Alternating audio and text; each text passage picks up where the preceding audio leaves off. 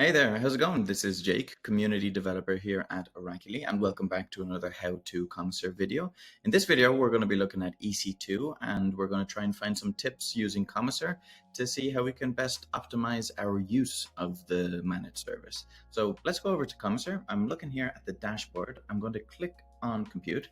And in this first section, we're going to get an overview of the EC2 information that we have inside our AWS account. In particular, this account is linked to the Oracle organization. In general, the Oracle organization is built on a serverless stack, which utilizes very few EC2 instances at any one time. But regardless if your organization is like ours or is another organization that leverages virtual machines more, one thing is for certain is that we all need a clear way to see what we're really using and the resources that are assigned to us, and only with that information can we then optimize our stack. So here in our case, we have two running instances, and we have a lot of unpopulated widgets, but all of these unpopulated widgets, hopefully in your case, if they are populated, they'll give us some interesting information. So say, for example, what's the breakdown of the reserved instances and spot instances compared to on-demand instances, for example, because that's one thing that we have to be very mindful of. What instances are we using? Are we using on-demand instances? Are we using spot instances, reserved instances? Knowing full well that all of these, and depending on your workload, depending on your application, some instances will be just not applicable, not appropriate, but in many cases they will be. And in many cases there are optimizations that we can do to improve that. So in this video, we're going to be talking about 4 actionable tips that hopefully will be able to help you optimize the way you use EC2. Before we jump in though, let's have a quick look at some helpful areas. The first area is just the EC2 console, in which we get an overview of what's going on. Of course, the bird's eye view that we get in Komiser is a little bit more direct and straight to the point, so I would always start off here. Then to have a breakdown of each particular instance, you have the instance type, and you can see the state. Of course, you're always going to be charged for an instance that's running as opposed to one that's terminated or stopped. One thing that would also be interesting for you to be familiar with is the pricing page, and to be able to go through the different instance types, go through the different instance families, and understand the difference. Having said that, let's head over to the 4 tips. So the first tip is to upgrade often.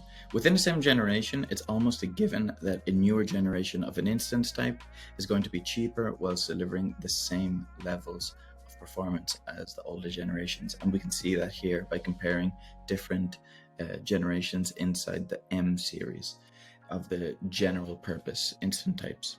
The second tip is to use AWS Compute Optimizer, which is a managed service that will recommend optimal AWS instance types for your particular workload. The third tip is to utilize spot instances as much as possible.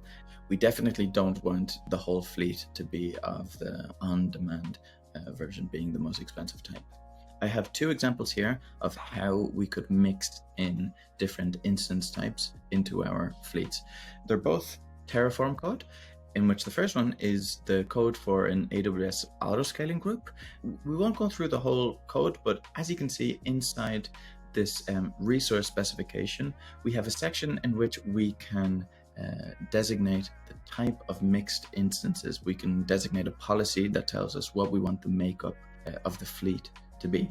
In this case, we want the on-demand base capacity to be 0. So that means that we can go to 0 as a base of the amount of on-demand instances that we want. On-demand percentage base above base capacity means the percentage split between on-demand and spot instances. So that means that the maximum capacity of on-demand instances will be 25%. The rest will be spot instances. And here in the spot allocation strategy, we have 3 different types of allocation strategies that we can use. We can use capacity optimized prioritized instances, or we can use the lowest price spot instances available. And with this configuration, the instances inside the autoscaling group will always be bound to these restrictions. The second example is a configuration of an EC2 fleet. So if we go down to the Terraform code here, inside this resource configuration file, we have the target capacity specification, in which we're going to give the maximum amount of instances, which is going to be 5, and we can designate the split that we want. We want at least 3 instances to be spot, and then the other 2 can be on demand.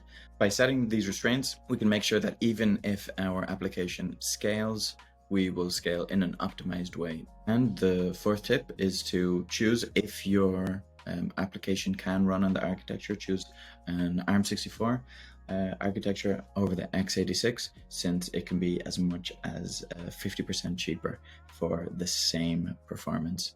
So these were the 4 EC2 optimization tips that I have for you today. I hope if implemented, they can help you optimize your EC2 presence. I hope this was informative, and thanks a million for watching.